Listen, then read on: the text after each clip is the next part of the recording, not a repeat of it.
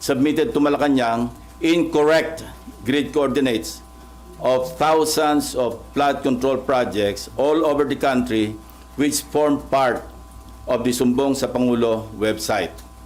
This resulted in grossly inaccurate data involving some 421 ghost projects on previously inspected flood control projects earlier reported to the public by the said department, and which they are now trying to rectify by comparing the records in their multi-year planning and scheduling, or MIPS, MYPS, Project and Contract Management Application, or PCMA, and other related documents that remain intact and in the possession of the department.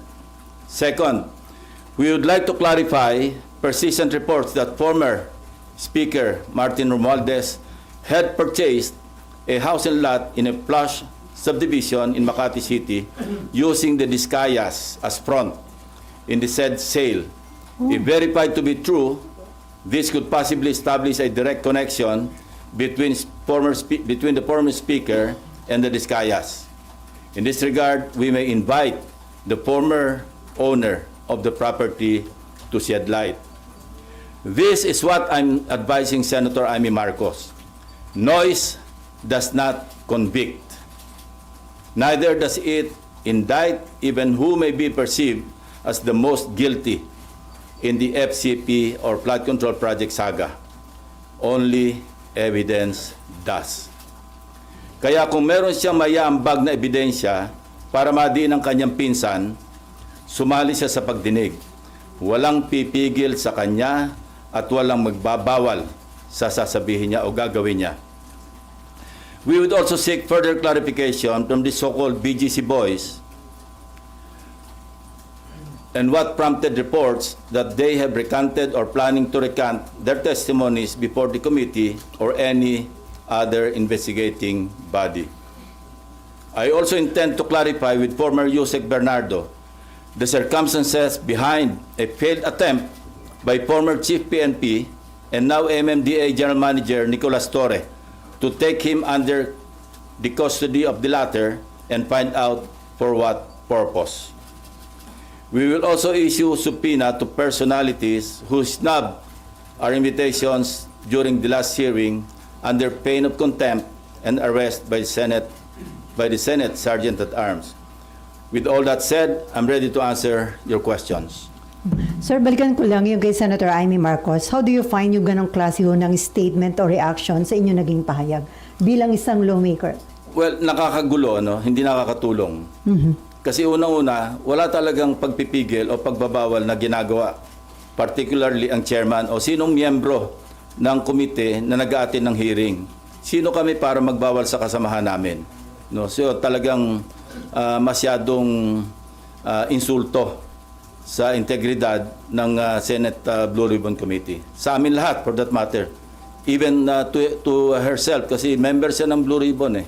Hindi nga siya nag-a-attend, so paano niya masasabi na pinagbabawalan siya o sila? Sir, anong intention niya? Sirain yung credibility ng investigation ng Senate Blue Ribbon Committee? Hindi ko alam, kasi even earlier, di ba marami siyang sinasabi sa inyo na may babaliktad. Hindi ko alam kung bakit ginugulo niya. No? I think you better ask herself or her, no, regarding that issue. Pero napakababang level po ba yung mga statement o yung mga term na ginamit niya bilang sagot ho sa inyo? Ayoko na mag-comment. Una-una, hindi non-answer naman yung kanyang sagot eh. Hindi naman niya kinonfront yung issue, no. Sa halip, nililihis niya at anong mga issue pa ang kanyang sinasabi sa pagtugon doon sa naging usapan o usapin. And then dun ho kay House Speaker Martin Romualdez, sino po yung may-ari ng biniling property na naging front ho ay ang Discaya? I'm trying to arrange a meeting with her, ano. And kapag may liwanag na, kasi narinig ko rin na parang willing siya mag-testify. Yung may-ari, sir? Yung may-ari, yung dating may-ari.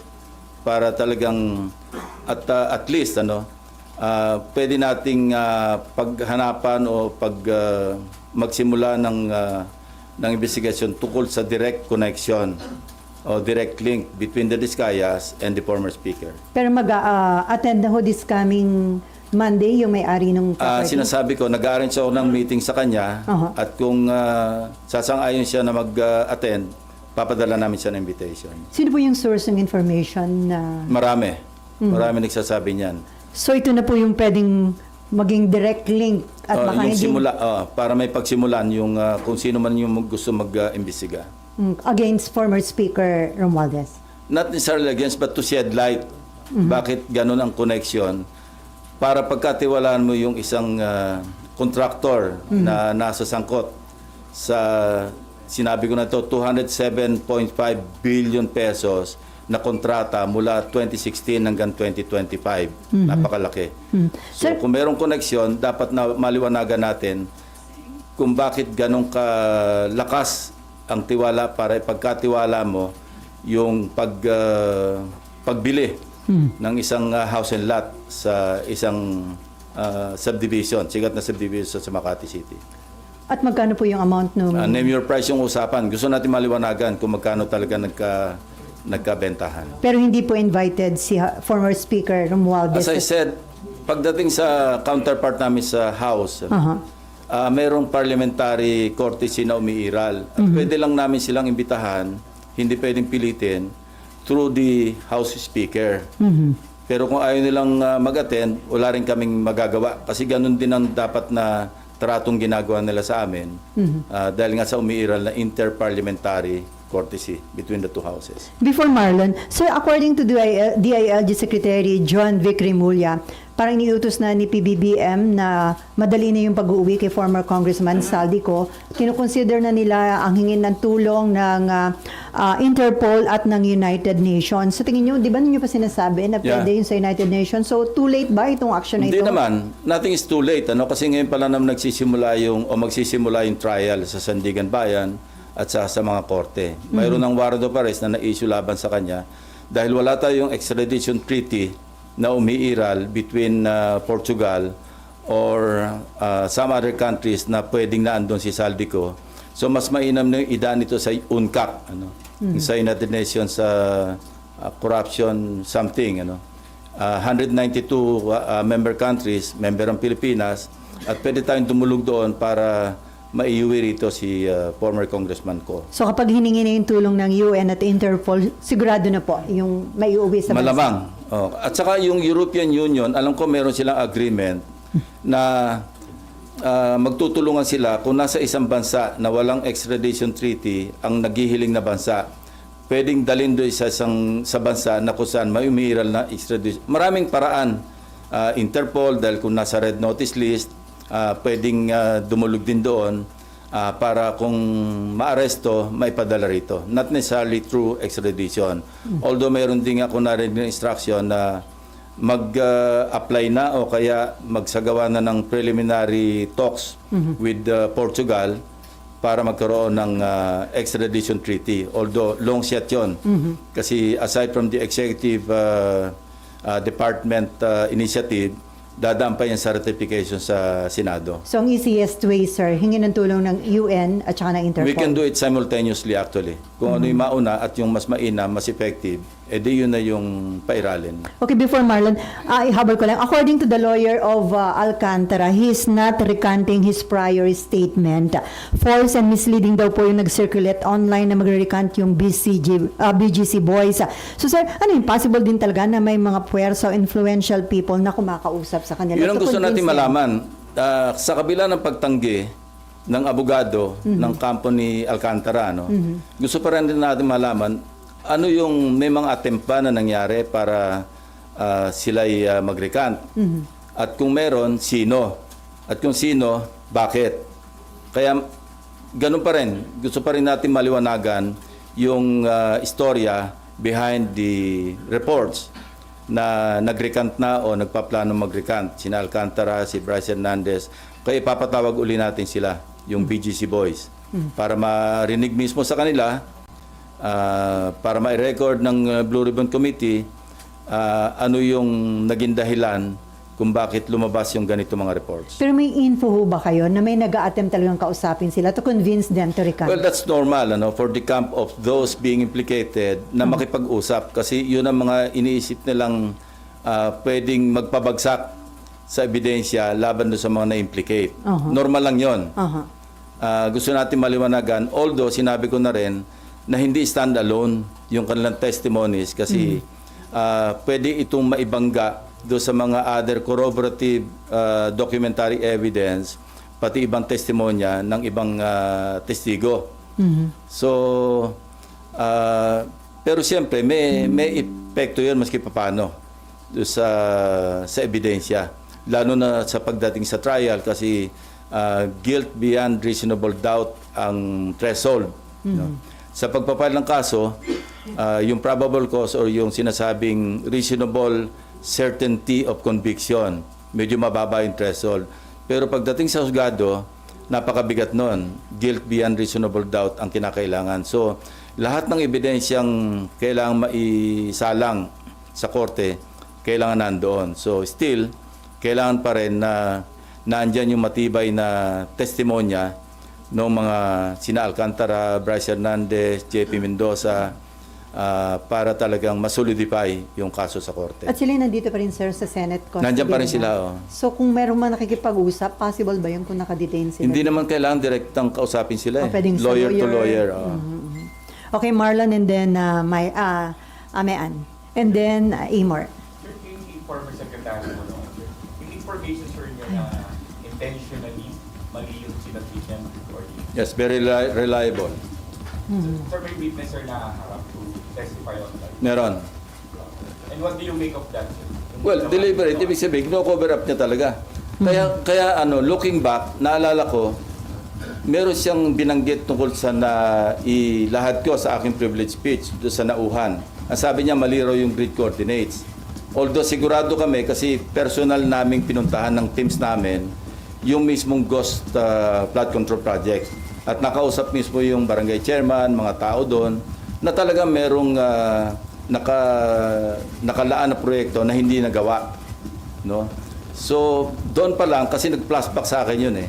Kaya pala, sinasabi niyang ang grid coordinates daw mali, yung pala, nasa utak niya, alam niyang minali niya. Hindi naman kami, kasi at that time, sa privilege speech ko, wala pa naman yung sumbong sa Pangulo website eh. At least yung first privilege speech. So nag-rely kami sa sarili naming sources. But eventually, I think sa second namin, nag-rely kami sa sumbong sa Pangulo. So, ganito kasi yung istorya. Ang unang report, 421 out of 8,000, di ba? So yun, bloated yun. Why? Because when the AFP, yung composite team or teams ng AFP, PNP, yung DepDev, kung pupunta sila sa isang lugar para mag-inspeksyon ng suspected ghost flood control projects, at mali yung grid coordinate, siyempre wala sila makikita ng project. So i-report nilang ghost yun. So ang outcome, masyadong bloated yung 421. So substantially, lower dapat yung bilang ng ghost flood control projects. Yun ang naging resulta nun. And the DPWH is now trying to rectify by comparing yung multi-year planning and scheduling. Kasi yun yung nasa plano, alam mo, multi-year. Ko-compare yun sa PCMA, yung sa monitoring. Pagka nagtugma, yun talaga yung grid coordinates. So yun ang ginagawa nila ngayon. At merong isusupina namin doon sa STECOM, tulad ng sinabi ko kanina, yung DPWH. Nag-usap na kami ni Secretary Vince Dizon tungkol dito. Magpapadala siya ng 2 USEC para mag-testify at dalhin lahat yung dokumento kasi doon sa STECOM. Sir, anong ibig sabihin dun sa complicity ni Secretary Bonoan doon sa previous ghost flood control project? Well, maliwanag. Maliwanag kasi even sabihin natin hindi siya maging principal, sa cover up pa lang, no? Kitang-kita mo yung kanyang complicity. Now, Secretary Bonoan is in the United States. More or less, may idea naman kami, yung authorities, kung nasaan siya doon. And minomonitor naman siya ng ating embahada ron. So, kung may lalabas na warrant para sa kanya, kasi papadala namin siya ng subpina. At siyempre, hindi siya makakarating, makokontempt siya at pa-issue din namin ng warrant. Even in the absence of a judicial warrant, we can request the proper authorities para maibalik siya sa Pilipinas. Sir, may criminal liability ka, tingin nyo yung sa pag-cover up niya? Hindi lamang doon kasi sabit na nga siya, di ba? In-implicate na siya ni Bernardo na tumatanggap siya, binadalan siya ng 1 billion pesos doon sa sinasabing listahan na hinandle ni Bernardo. So, kumbaga minor lang itong pag-cover up niya sa complicity o sa criminal case o cases na haharapin niya. So sir, sa halip na makipag-cooperate, nag-submit pa siya deliberately ng incorrect. Well, that's part of misleading Malacanang. Kasi yung sinabit niya sa PMS, yun niya, incorrect. And this information came precisely from the DPWH. Kasi na-check nga nila na mali-mali. Kung isa o dalawa lang yung mali, pwedeng inadvertently na-omit, o kaya nagkamali. Pero katakot-takot daw talaga, ang kita nila na deliberate yung pagsasubmit ng mali-maling grid coordinates. So, sir, lalo isipin lang- mo, sumbong sa Pangulo, niloko niya pa. So lalo lang inilubog ni Secretary Bonoan yung sarili niya dito sa issue. Akala niya, makakalibre siya. Pero yung records, hahabulin ka ng paper trail eh. Like for example, halimbawa si Speaker Romualdez, sa ngayon, as we speak, sasabihin ko pa rin, wala naman talagang directamenting nag-implicate sa kanya except Gutesa. Matibay sana kung si Gutesa na andyan, nagpunta sa DOJ, sa Ombudsman, at nag-affirm ng kanyang affidavit. Pero dahil wala siya, ngayon, kung meron si Senator Amy na ebidensya mapapakita, most welcome siya mag-attend. Huwag niyang kaming siraan na pinagbabawalan na implicate si former Speaker Romualdez. Kaya sa Lunes, kung meron siya pinanghawakan, pumunta siya, kung gusto niya, bibigyan ko siya ng isang oras para ilahad-lahat yung kanyang ebidensya kung meron. So sir, may nag-volunteer sa inyo para ibigay yung info tungkol doon sa biniling property ng... Yeah, May actually nag-volunteer? meron. Kaya nga pinaparents ko na kung pwedeng makausap yung dating may-ari para siya na mismo yung magsabi ng Detalye. mga detalye. Ang meeting nyo before January 19. Pinipilit kong before Monday. Para kung sakali pwede siya mag-appear on Correct. 19. Okay, may Ann. Sir, yung maling grid coordinates ni Sec Bonoan, so technically niloko niya si Pangulo. Hindi technically, niloko niya si Pangulo. Sir, layman's term, nag-submit siya ng grid coordinates. Sa PMS, oh. Opo. Ibig bang sabihin, sir, kung yun yung sinunod, merong project na makikita doon? Hindi. Ano- Pag mali-maling grid coordinates, siyempre, walang project doon sa grid coordinates. Mali eh. So pag inspection nitong DepDer ng AFP, ng PNP, wala makitang project, i-report nilang ghost yun. Kasi nakalista as a flood control project sa isang maling grid coordinates.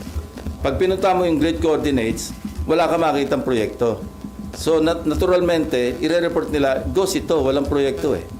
Lalong napahamak Bloated. lalong napahamak yung DPWH, sir, kasi mali yung grid coordinates. Hindi, pero nire-rectify na nila ngayon eh. Nagsasagawa sila ng panibagong inspeksyon doon sa mga tamang grid coordinates. Ang naging implication lang is yung 421. Kaya nung nag-extrapolate ako, di ba? Kasi kung 30,000 lahat, sa 8,000 pa lamang mayroon ng 421, that's something like 2.5% na ghost. So pagkalaki-laki sa yung sinabi ko na possible na ghost control, flood control projects. So bloated yun, substantially bababa yun. But it doesn't mean na walang ghost flood control projects. Kasi kami mismo, may mga nakita kami eh. Sir, sabi nyo, ihasabpina na po siya this coming for the... Okay, so hindi siya makakarating kasi nasa US siya. Iko-contempt nyo, iwawarrant. What happens next? May huhuli ba sa may kanya? warrant siya, may legislative warrant siya na pwede siyang hulihin. So we will make arrangements with the US Embassy, the Ambassador Babe Romualdez, na kung pwede makipagtulungan, makipag-coordinate sa US authorities para maibalik siya rito. Technically, maaaresto siya sa US para maharap siya dito. May harap siya dito. Unang-una, siyempre, mag-expire yung visa niya, yung stay niya. He cannot stay there forever. Kasi normally, di ba, binibigay na yung longest na stay sa Amerika is 6 months. No? Kaya kung lalampas siya doon, magiging ano na siya, parang unauthorized na yung stay niya. So, hindi extradition, deportation ang mangyayari. Okay, before Amor, sir, nabanggit niyo doon sa Cabral files, may 5 cabinet members, di ba? Invited po ba sila sa next hearing? Hindi pa kasi alam niyo may nakiusap si Senate President Soto. Wag masyadong marami kasi nakatunga nga lang yung iba eh. Hindi naman natatanong. Let's just focus on the more significant parang issues to be tackled. Anyway, mahaba pa naman. Pwede pang tumawag na susunod na pagdinig kung ipapatawag natin yung mga dapat ipatawag. May report po na sinabi daw ni Congressman Leandro Leviste na inalok si Cabral na maging state witness kapalit ng pag-implicate kay dating Budget Secretary Amena Pangandaman. Doon po ba, sir, sa naging initial meeting ng office nyo sa abogado ni Cabral? Walang may ganon. mention na ganon? Ang na-mention lang is willing siyang mag-testify, willing siyang mag-cooperate. Kaya lang, noong mga initial information na binibigay, hindi kami nag-agree dahil sa tingin ko kulang-kulang. Kasi ang sinasabi lang doon, kinonfront namin siya tungkol sa sinasabi ni Bernardo na nadala sa kanya ng pera sa bahay niya, hindi ba? Ang sinasabi niya, katulad din noong unang meeting namin kay Bernardo, na sabi niya, Senator, hindi naman ako nagmamalinis. Siyempre, pagka birthday ko, pagka Christmas, niriregaluhan ako ng mga district engineers, regional directors, mga 100 million, mga ganon. So, doon pa lang, red flag na sa amin yon. Sino magbibigay ng birthday gift na 100 million? Maski ikaw ay undersecretary. So, nagsenyasan kami ng aking dalawang legislative staff na wag na naming gambalain kasi nga, nag-open up na. Ganon din yung kay Undersecretary Cabral. Through the lawyer, hindi ko naman nakaharap si Undersecretary. Ang preliminary namin noon yung lawyer. In fact, magmi-meeting ulit kami ng lawyer, I think tomorrow. Ni Cabral? Lawyer ni Cabral. Para anyway, kasi meron siyang binahagi sa aming dokumento rin. Ito na nga yung December 27, 2024 SARO na nanggaling sa unprogrammed appropriations. 50 billion pesos na 30 billion doon ay flood control projects. At doon sa 30 billion pesos worth of flood control projects, katakot-takot ang ghost. So galing kay Undersecretary Cabral, kasama yun sa isusupina namin doon sa STECOM, sa DPWH. Dahil na sa files pa rin nila yon para ma-authenticate, para maging official yung pinanggaling. Kasi unofficially, tinan over sa akin ng lawyer ni Undersecretary Cabral yon. So, kailangan galing mismo doon sa original source, which is the DPWH. At sabi nila, dadali nila. So, sir, si Amena Pangandaman, hindi kasama doon sa 5 cabinet members? Saka na natin pag-usapan yung issue na yon. Unahin muna natin sinasabi ko na gusto sige. naming matakel muna. Okay. Amor, and then si Nympha, and then si Victoria. Opo. So, Sen, yung Cabral files, can we expect na matatakal na siya in detail by Monday? Yeah, I think so. Kasi imbitahin din namin si Congressman Leviste. Kung mag-a-attend siya, di mag-compare notes na lang sila ng DPWH. Anyway, naandyan yung DPWH, naandyan siya, andyan sa Blue Ribbon. So, pwede niyang i-kumpara yung kanyang files with those of the DPWH. So far, sir, may commitment yung DPWH na talagang magre-respond sila positively to the Yes. subpoena. Nag-usap na kami. Ni Secretary Vince. At saka pinag-usapan na namin kung ano yung mga dokumento na mapapaloob do sa aming subpoena do sa STECOM. Opo, and balikan ko po si former Secretary Bonoan. December 17, I think, sir, dapat yung pagbalik niya sa bansa, Correct. yun yung commitment niya. Sir, do you have information? Ano po bang plano? Bakit siya nagstay doon? Nagtatago na po ba? Or may balak na hindi bumalik ng bansa? Yun ang indication. Kasi ang pangako niya, siguro ang paalam niya, or I believe, I'm not sure, na yung visa niya hanggang December 17 lang eh. I'm not sure. Kaya ang sinabi niya, babalik siya ng December 17. January na ngayon. So, sir, anong implications for you nung hindi niya pagbalik on time? Hindi ko alam kung ano yung kanyang iniisip. Pero mahirap. Ako lang yung nagtago na hindi nahuli. Mahirap magtago. And balikan ko rin po si former Speaker Romualdez. Sir, kung mapapatunayan na yung connection niya with the Discayas, I think ang nabanggit po ninyo ay ginamit as front yung Discayas sa pagbili ng property. Ano po yung implications naman dun sa kaso ni Romualdez? At the very least, yung direct connection or link niya with the Discayas. Kasi hindi lang ganun. Hindi naman siguro nag-ahente si Discaya.